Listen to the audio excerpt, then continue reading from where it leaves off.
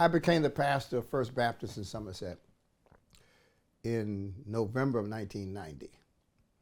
My focus was very clearly building a church that had an impact on the community around the building.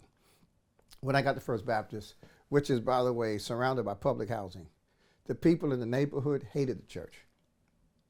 And the people who attended the church didn't live in the neighborhood. They commuted from near and far. And as the church grew, the only thing the church really did for the neighborhood was create traffic jams. And so we started an initiative that sought to decide on the future of the church, not just the church in the building, but the church in the neighborhood. So our strategic plan for the church included bringing revitalization to the neighborhood, since the church is in the poorest neighborhood in Central Jersey. And after we finished that plan, we then spent a year and a half on a community plan. We went door to door to find out what people needed for the community, what people envisioned for the community.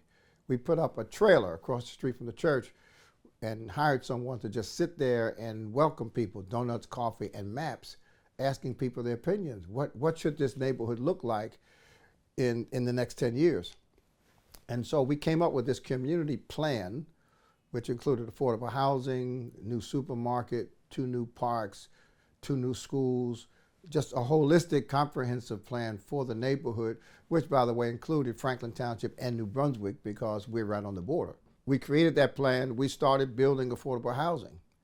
We took over abandoned commercial real estate and turned it into community uses. Well, 15 years of that, basically, caused me to sit back and realize that the church had a new building, we had new housing, we had all of these new, nice neighborhood features, but the people in the church were still living paycheck to paycheck. Some of the people that we built the affordable housing to accommodate had such bad credit, they couldn't get a loan, even in an affordable setting, to move into the new housing. Business people didn't have access to capital. So I realized in 2005 that we had done a great job in building the institution, the church itself. And we had 5 nonprofits related to the church that the church had started. Those nonprofits were doing well. At one point I looked up and we had 85 employees. But the people in the church, even the middle income and the upper middle income, were living paycheck to paycheck, driving nice cars, living in decent houses, good jobs, but broke. No money for emergencies. We had families coming to the church to pay for mama's funeral.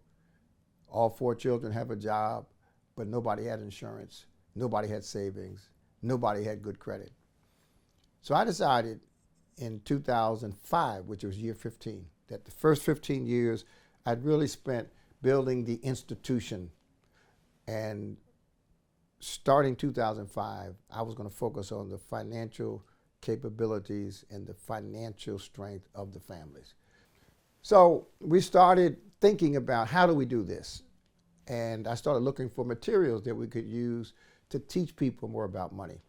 I looked at Dave Ramsey, whose materials were too expensive. They cost $95. I said, look, if my members have $95 of discretionary money to spend on a book, they don't need help. So we looked at Dave Ramsey. That was a no. We started using Money Smart, which is a free program. Federal government has it, but then you had to add, first of all, you had to add black culture to it. So you had to give it a suntan. Then I had to add Bible to it because we're a church, and I had to make sure it was affordable. So we were kind of patchworking things together, kind of homemade curriculum, but I also had my own experience. You know, I was broke from 18 to 31. Driven by credit card spending, wanting to look good, lack of information. And so I took my personal experience and the materials that were available and turned it into a kind of Bible study program at the church. But when Soledad O'Brien came to the church and CNN said they want to do a documentary on our financial work and ministry, I decided that I had to write it down. But let me back up. We knew we needed the help. We knew that we wanted the kids to be financially literate. We wanted the adults to change their financial behavior. But you can't have a workshop that says, if you want to change your financial behavior, meet us at the church 10 o'clock Saturday morning. Nobody's going to show up. So we needed a brand. By the 21st century, everything's a brand. So we needed a brand. We needed a curriculum that was coherent. And it needed to be affordable and connected to Black culture. So in our focus groups, we discovered that there were some things that were what you call the primary challenges financially. Challenge number one is overextension of debt. We were using credit cards to finance lifestyles we could not afford. We were paying high interest rates, which ate into our income and our financial strength. And so when we discovered that, we had to just put down, look, if we're going to do this, we're going to start with debt. Doesn't make sense to be talking about the stock market and real estate while people are carrying $20,000 of credit card debt, paying 25% interest. So we start with debt. And that was my story. I had to start my process by getting out of debt. The second was just late fees. People were paying hundreds and in some instances thousands of dollars in late fees. And late fees basically assume that you don't have the money. But these are people who have the money, but you're disorganized and chaotic, and you don't have a system. And of course, back in those days, we didn't have online payment programs. You had to pay your bills. So delinquency was the second. And then the third was people didn't have budgets. So they were living above their means. And those were my three testimonies. When I was in my 20s, I was using debt to finance my lifestyle. I was paying late fees every month on almost everything. And I didn't have a budget, so my income was here, but my spending was here. So I was living above my means. So that gave us the D. And then, of course, being an old civil rights activist and community organizer, I wanted to put the emphasis on the goal, not the problem. So freedom is the goal. Because, psychologically, if you focus on your problem, even if you're trying to solve the problem consumes all of your focus, your energy, and your strength. So we wanted to put the focus on being free from debt, delinquencies, and deficits. So it's dFree.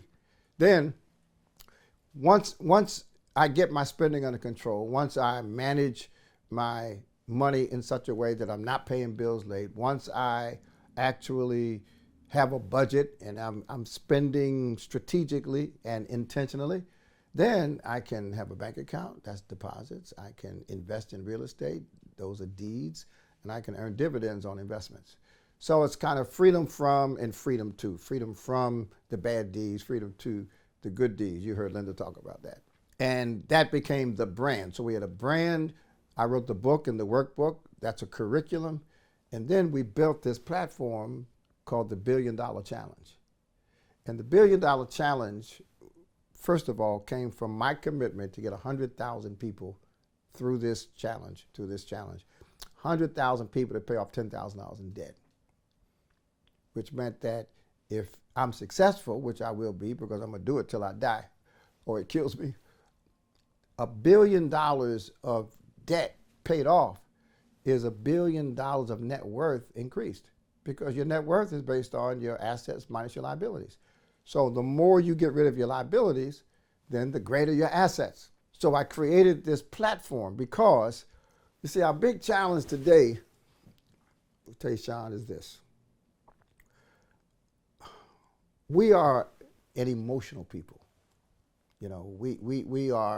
We're community-minded people. We're not individuals. We're village people.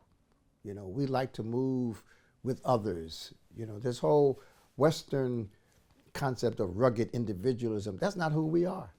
As a culture, we are an African people connected by drums and beats and poetry and art. That's the kind. We clap on 2 and 4. We wait a minute and then clap. So we're a synchronized people. We're jazz gospel people. We don't do music the way Bach and Beethoven and Schubert did music. We are improvisational. Beethoven would never understand John Coltrane. It's same notes, Same instruments, but just a whole different approach. So when we, as black people, accomplish something, it's typically within the context of a collective effort. It's a community. It's not just one family at a time.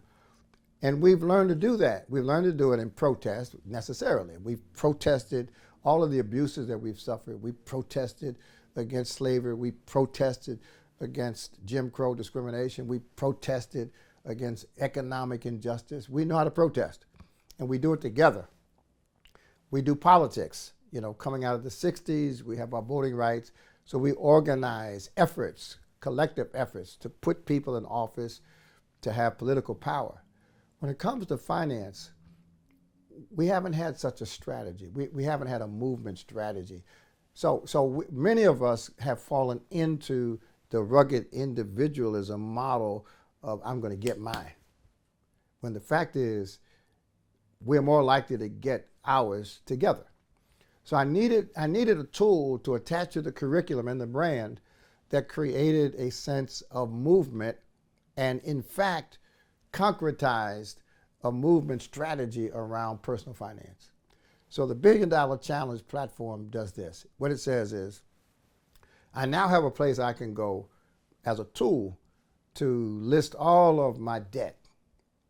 We discovered, for instance, that many people, including high net worth people, knew they were in debt, but they didn't keep track of it. I had an actress whose name I can't mention who called me and said, I need help. I've got about $150,000 in debt. And I said, well, who do you owe? And she didn't know. You know, she just knew it was debt. Stop opening the mail like we do.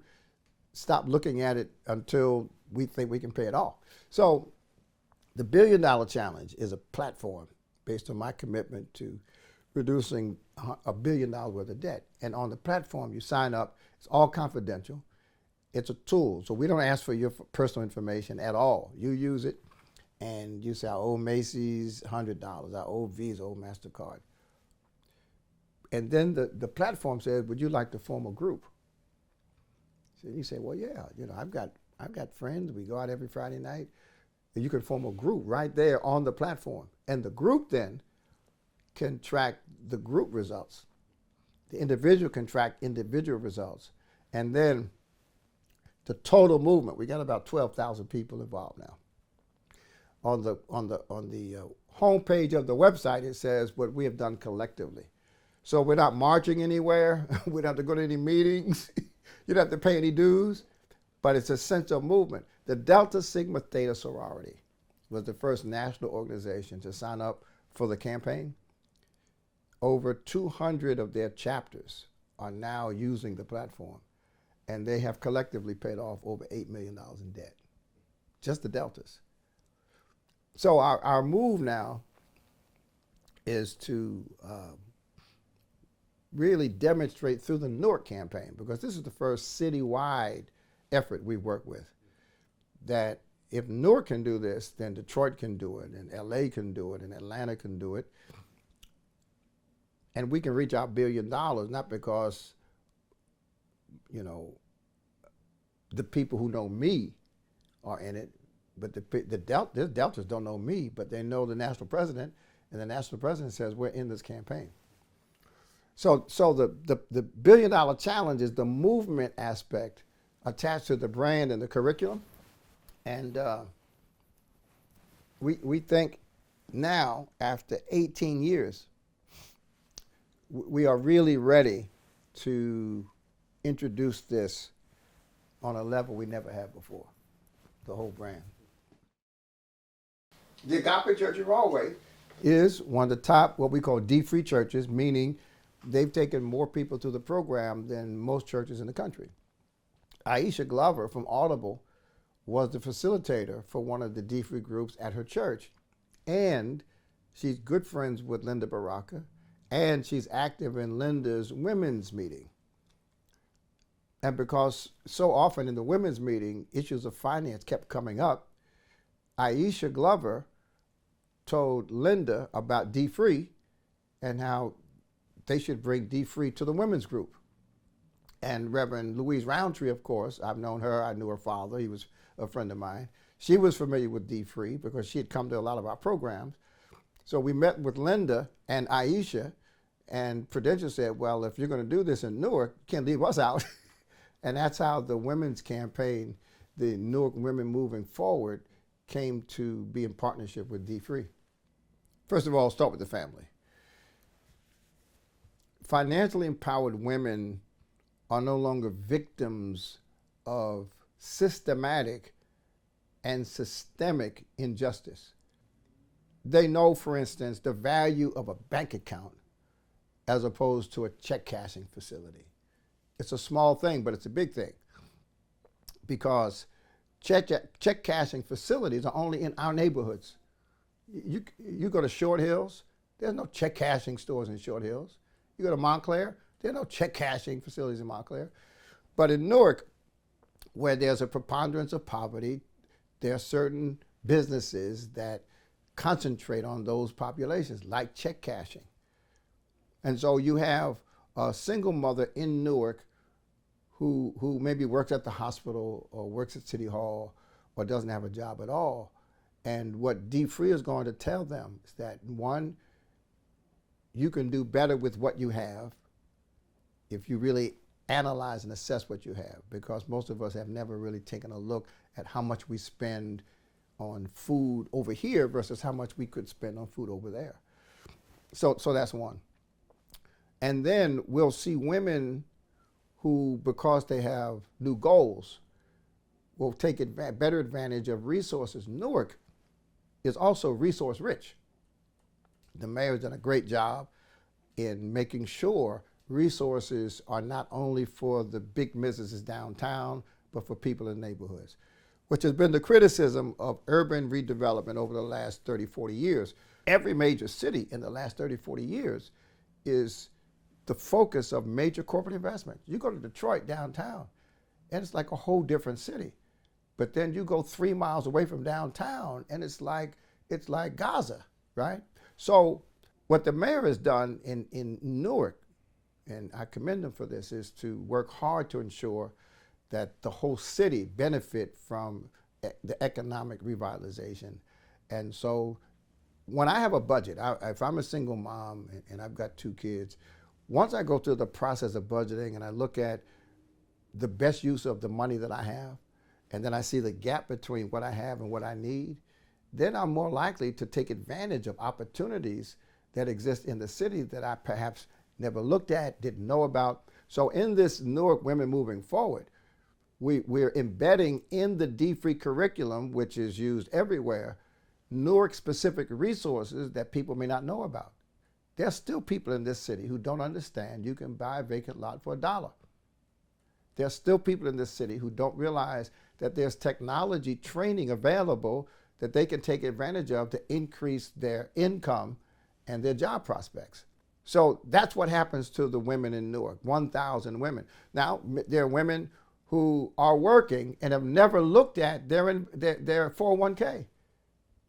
So I know people who are high-level professionals who put into their 401k, they don't know who's managing it, they don't know what kind of investments they're making, they don't know what their options are should they leave their job. So the people who are well-employed, whether it's City Hall or whether it's Audible or Prudential, these women will be empowered to say, you know what, I talked for the first time to the person managing my retirement account. And what I discovered is that since I'm not going to retire for another 20 years, that they should be putting it somewhere else, you see?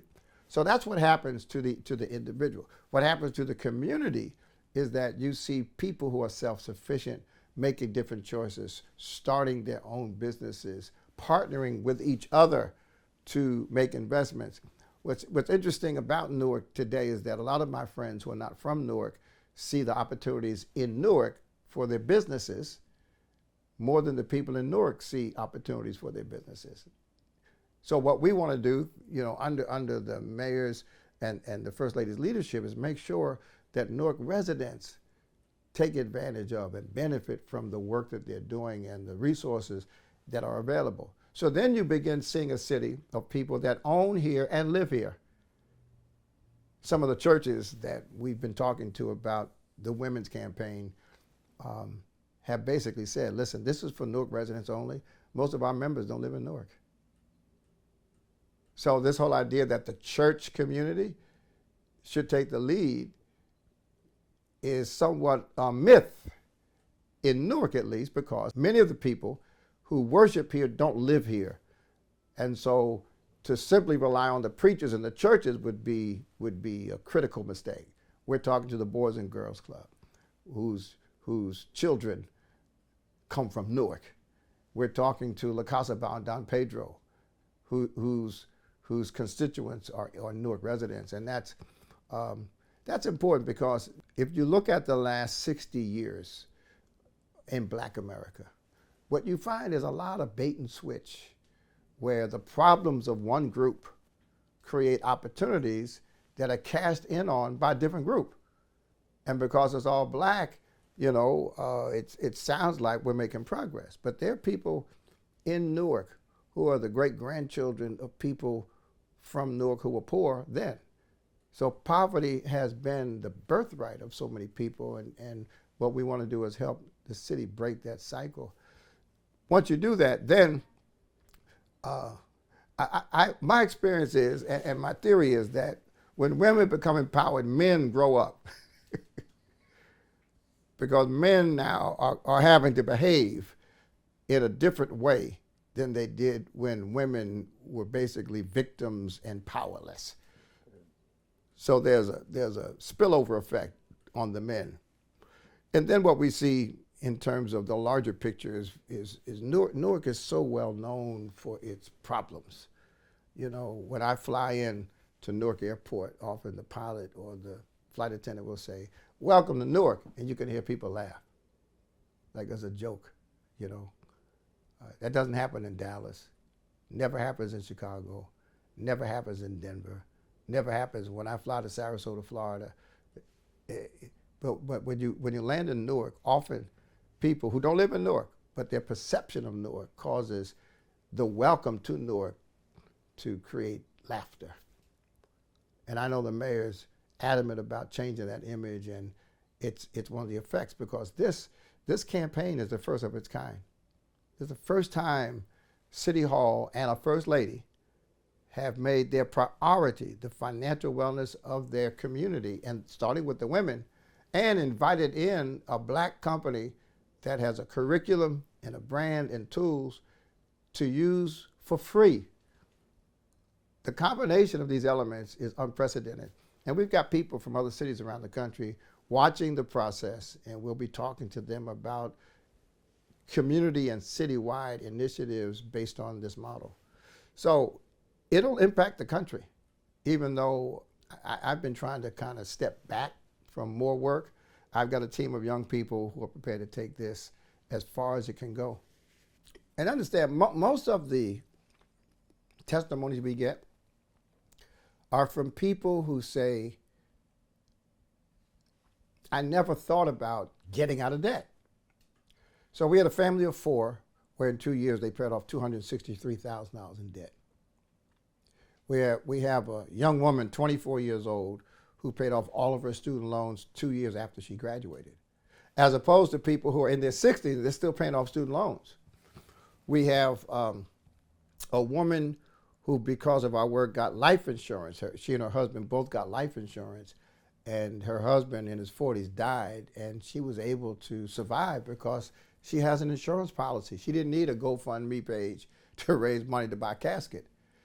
And so story after story after story.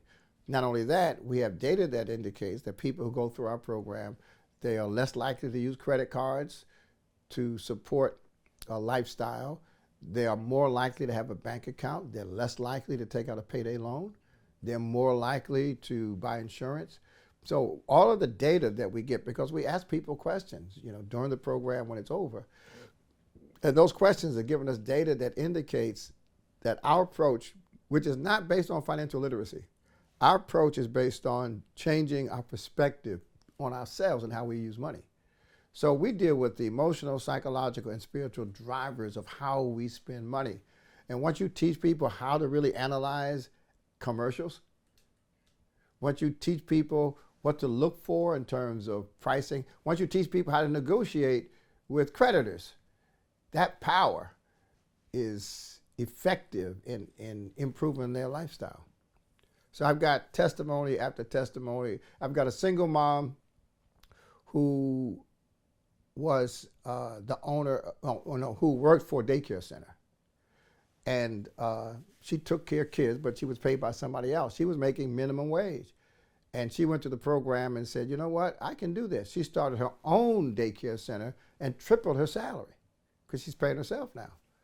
So there's a heavy emphasis on